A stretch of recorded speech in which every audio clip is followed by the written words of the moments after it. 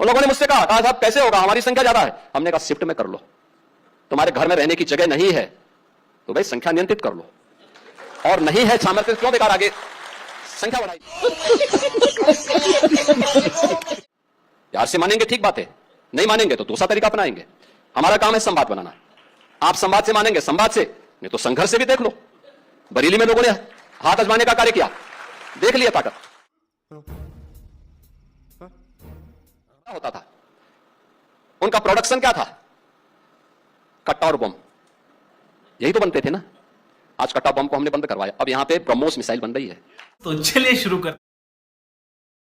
Hello दोस्तों, आज हम लोग बात कर रहे हैं यूपी के अंदर बीजेपी गवर्नमेंट को 9 साल कंप्लीट होने पर हमारे पूज्य महाराज जी अपने पूरे कार्यकाल का 9 साल के कार्यकाल का रिपोर्ट कार्ड पेश किया है और अच्छे से सबको बताया है कि अब तक क्या कर चुके हैं, आगे वाले भविष्य में क्या करना है और क्या हो रहा है, सारी चीज़ें उन्होंने बहुत डिटेल में बताया है। तो वीडियो आप देखिए, वीडियो बहुत अच्छी है और इसमें बहुत सारे ऐसे टॉपिक हैं जो आपके दिल को छू लेगा।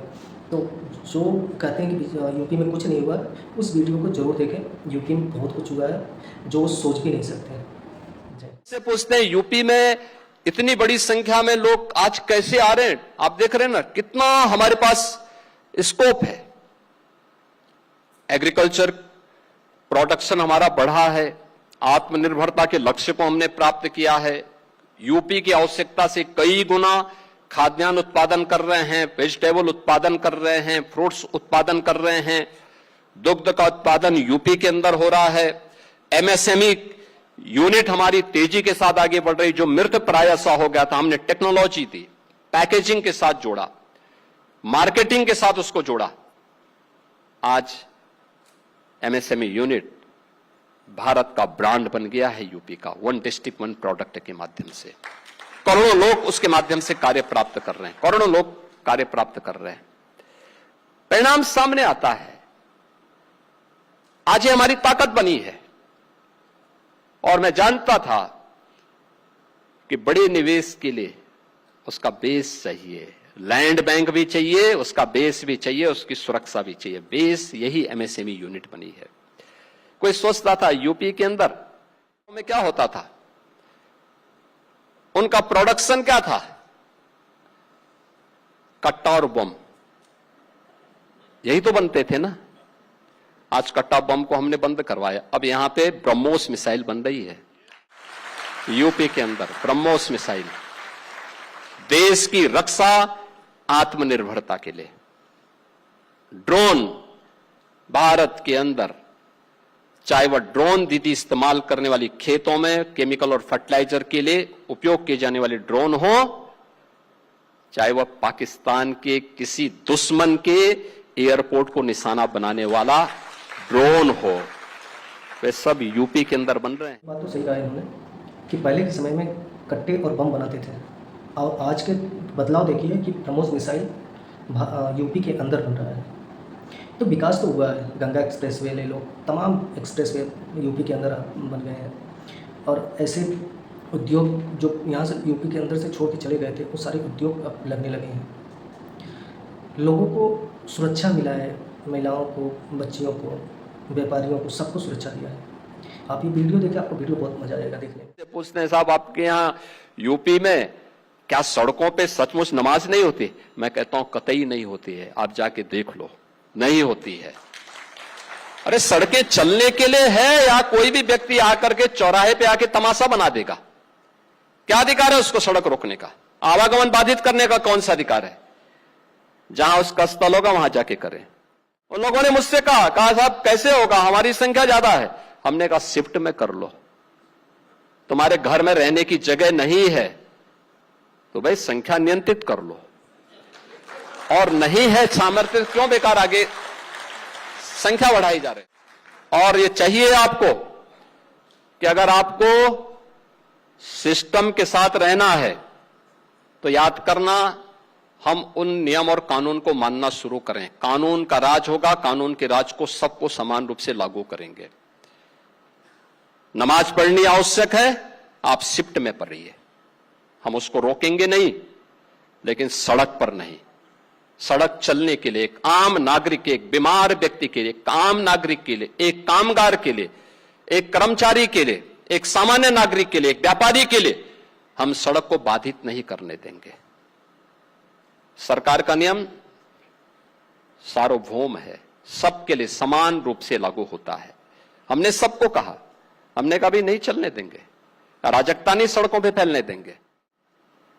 प्यार से मानेंगे ठीक बात है, नहीं मानेंगे तो दूसरा तरीका अपनाएंगे। हमारा काम है संवाद बनाना। आप संवाद से मानेंगे, संवाद से, नहीं तो संघर्ष से भी देख लो। बरेली में लोगों ने हाथ आजमाने का कार्य किया, देख लिया ताकत।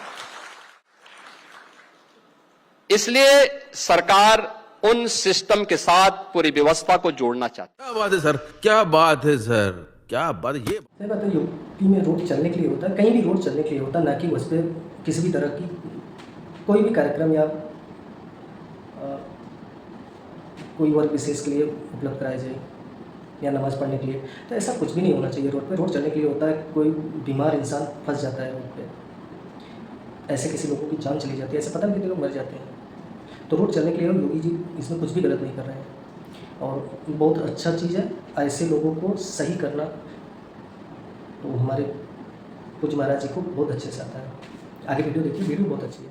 पास इन्वेस्टमेंट के ढेर सारी प्रस्ताव आते हैं। ये इन्वेस्टमेंट केवल इन्वेस्टमेंट नहीं है, अपने साथ एम्प्लॉयमेंट भी देता है। आज इसी का परिणाम है, सुरक्षा का परिणाम। वीमेन वर्कफोर्स यूपी के अंदर 12-13% से बढ़कर के 36% से ऊपर पहुंचा है। यानी पहले महिलाएं दिन में भी कार्य करने के लिए जाने से डरती थी, स्कूल जाने से डरती थी। आज वे रात्रि की शिफ्ट में भी कार्य कर रही हैं और सकुशल अपने घर में वापस आती हैं। ये नए यूपी की ये पहचान है। अब उसको कोई भय नहीं, उसे मालूम है सुरक्षा है। आज यूपी के अंदर हमारे पास जो वर्कफोर्स है, 56% जो वर्कफोर्स हमारे पास मौजूद है, इसकी स्किलिंग के अलग अलग स्टेजेज पे हम लोगों ने कार्य इस पे प्रारंभ किया है। परिणाम है अब यूपी बीमारू नहीं, देश का रेवेन्यू सरप्लस स्टेट में यूपी है। लगातार पिछले 6 वर्ष से यूपी रेवेन्यू सरप्लस स्टेट में है।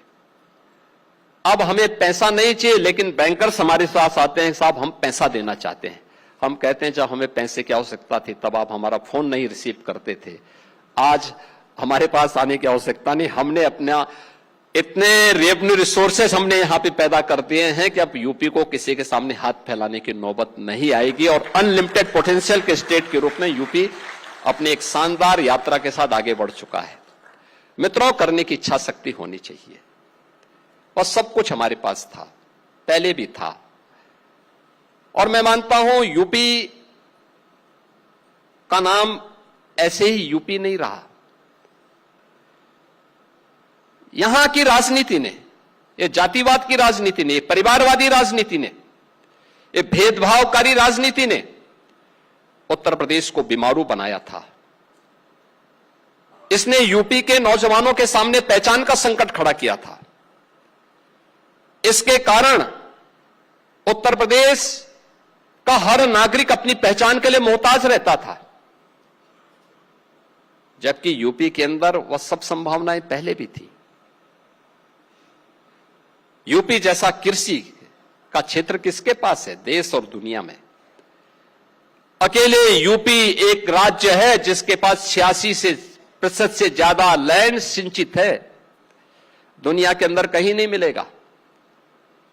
विकसित देशों में भी यह प्रतिशत 15 से 20% से अधिक नहीं है। यूपी के पास 86% लैंड सिंचित है। एक नहीं 3-3 फसल ले सकता है किसान, ले रहा है। तकनीक के साथ जोड़ करके सरकार थोड़ा भी सपोर्ट कर लेगी, हमारा अन्नदाता किसान कैसे पूरी दुनिया का पेट भरने का उत्पादन कर सकता है, आज ये यूपी के अंदर हो रहा है। कृषि विकास की दर 8% से बढ़कर के यूपी अकेले 18% तक पहुंचाने में सफल हुआ है। ये यूपी की वह विकास की यात्रा है जो आज आप सबके सामने है। वन डिस्ट्रिक्ट वन प्रोडक्ट के माध्यम से आप देख सकते हैं नकारात्मकता होगी तो वन डिस्ट्रिक्ट वन माफिया पैदा होंगे, और सकारात्मकता होगी तो वन डिस्ट्रिक्ट वन प्रोडक्ट पैदा होगा। हर जिले में एक यूनिक प्रोडक्ट यूपी की पहचान हो चुकी